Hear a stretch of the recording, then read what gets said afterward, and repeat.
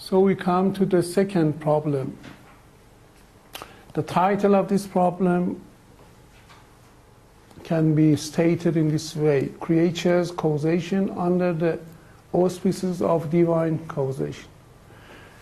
The main problem here is that what's the actual and real relation between God's causation from one side and his creatures' agency or causation from other side. The question is that how can we ascribe the different effects of the creatures to God? Do we have to altogether deny the agency or causation of created beings emanating these effects? For example, if I, as a human being, I do some specific actions, can I really say that I am not the real cause of my actions? I am not a real agent, but perhaps it is apparently a kind of agency here. Or is there a way of explaining how divine causation takes place in conformity with agential causation?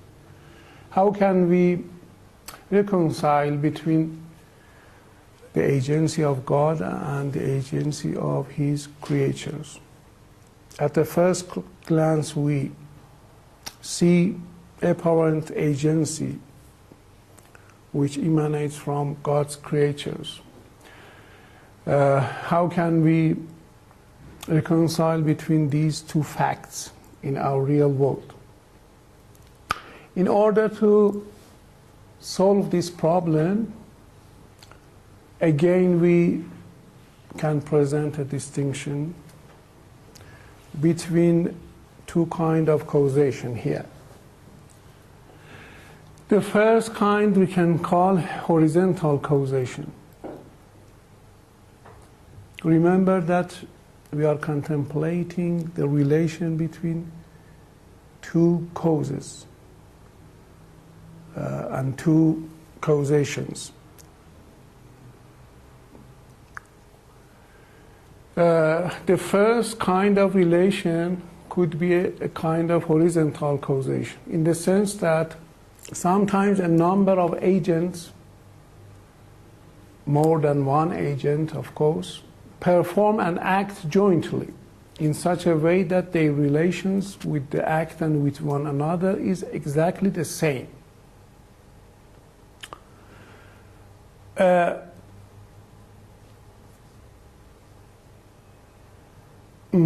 Familiar example for this kind of causation can be this example. Imagine that a number of people help each other carry a heavy load from one place to another, in which case the agency of a number of agents is horizontal causation.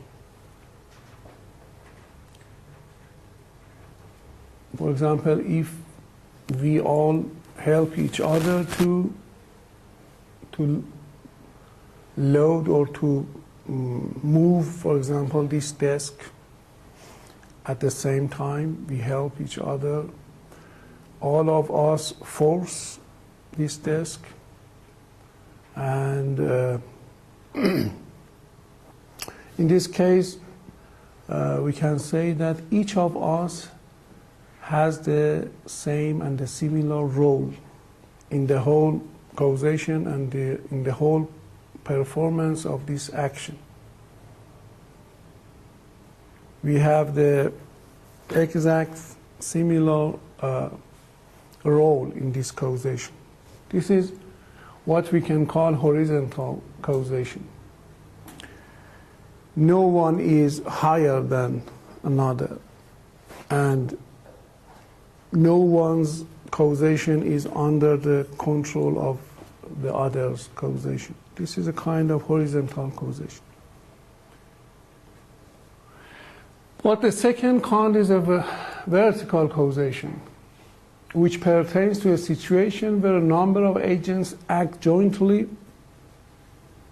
but here the agency of some of these agents is dependent on others. In these instances, one can draw a distinction between the direct or overt agent and the indirect or covert agent.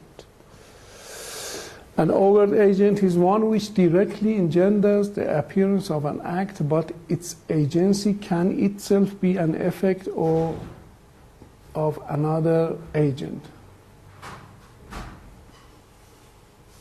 Can be an effect of another agent, which is called the indirect or covert agent.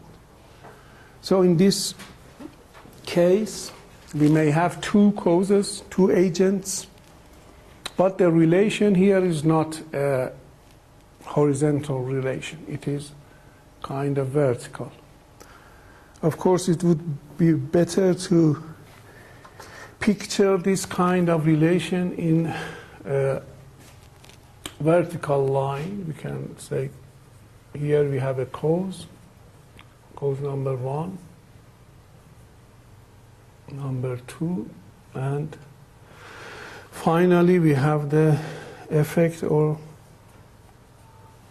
the action.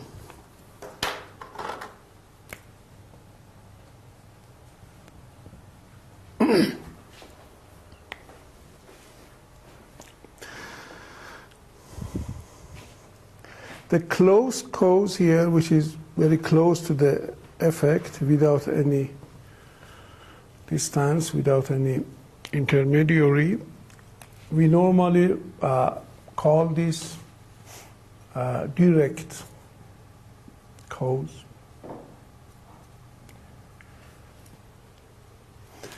In Arabic, we have an expression here, al-illatul qariba.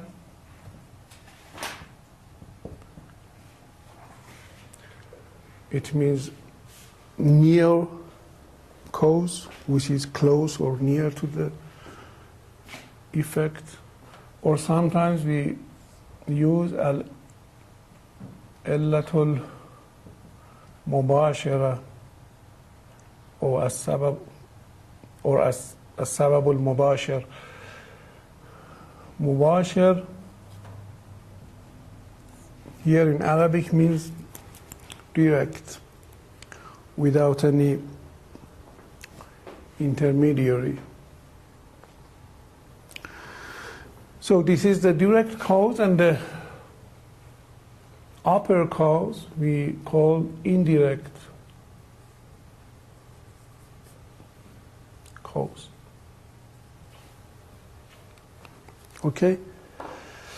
So this is a vertical line, vertical relation between. Of course, here you may have much more than two causes. This is just the simplest picture of this case. You may have several causes here. The first is direct, and others are indirect causes.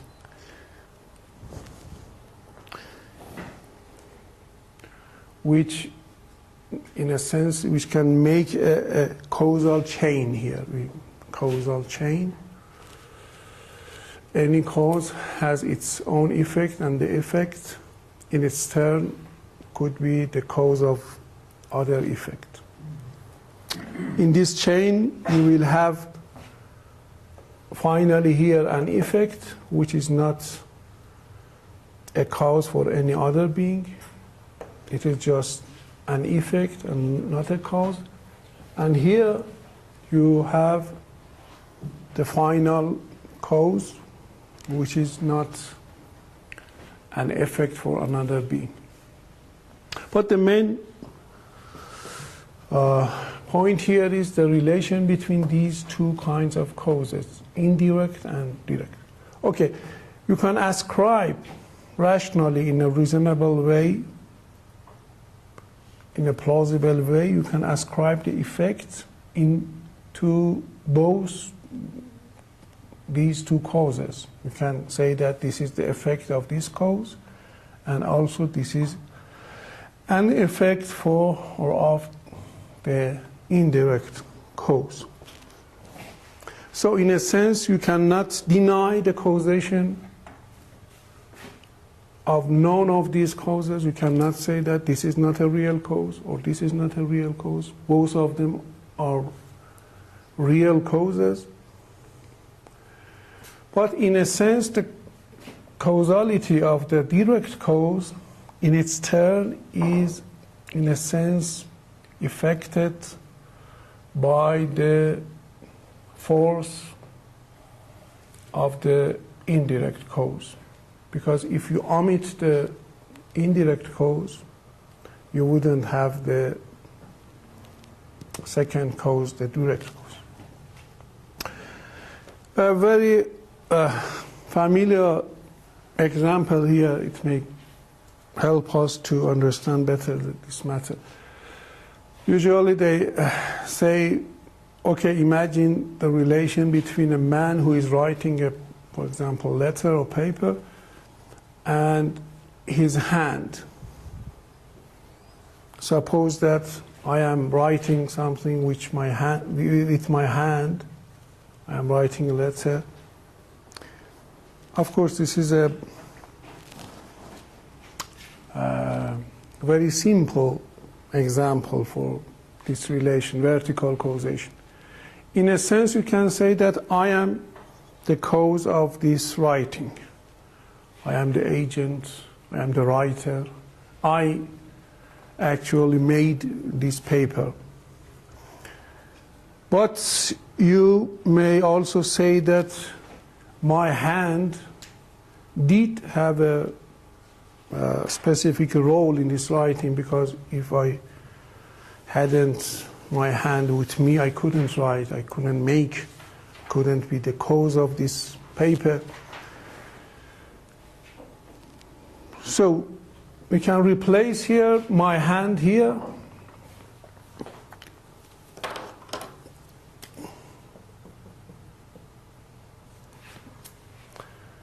And me as the writer here. So you can ascribe the production of my paper or my writing as the effect. You can ascribe it both to my hand. You can say my hand writes or wrote the paper, and also you can ascribe it to me as the main writer.